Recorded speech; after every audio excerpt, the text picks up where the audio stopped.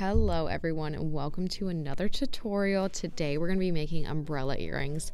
I kind of struggled thinking about how I was going to make these, but I'll show you exactly how I decided to make them and how I would make them where they wouldn't break, because I think that's a lot of people's problems when they're working with polymer clay is things breaking. Because if you use Sculpey 3, this is like a huge thing people talk about. Sculpey 3 is terrible. If you use it a certain way and bake it long enough, it's pretty good. You just have to use it in small amounts. Like if I were to use Sculpey 3 with this project, they would break. No matter how long you bake them, it doesn't matter. They would break. So I used Fimo Professional. I find this is the bendiest clay after baking. I don't know if there is any better. There could be. I bet there is.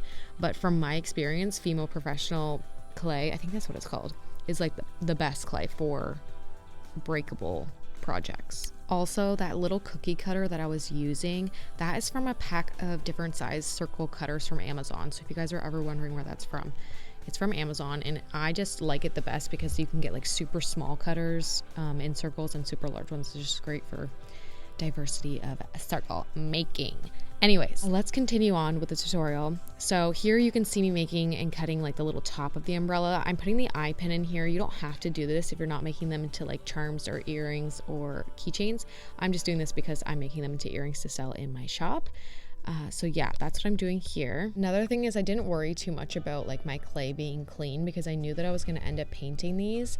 So I did two different options. I painted one like a rainbowy color, and I think it turned out so pretty. And then the other I did like a nice blue, and I added like a little bead. You'll see that at the end of the video. But I just wanted to mention that if you wanted to use colored clay, you so can. Just make sure it's not Sculpey 3 because it will break, okay? It will. Here you can see me stretching out an eye pin because I didn't have any other wire options. So I stretched it out flat, and then the other end I curved so it would be the little handle. Here you can see me using my dirty, crusty, gross clay because I knew I was painting it, so I knew that I could use dusty clay. But it looks kind of gross right now. This is them upside down on one of my ceramic tiles. I do use ceramic tiles when I'm baking my clay stuff. I just find it to be easier to work on than like a baking tray. And here I am starting to paint the umbrellas. I started off with the pink and I went all the way around the rainbow. I did have to do 2 coats because sometimes acrylic paint can be not as opaque as you want it, but that's fine, that's fine. We are working with what we have.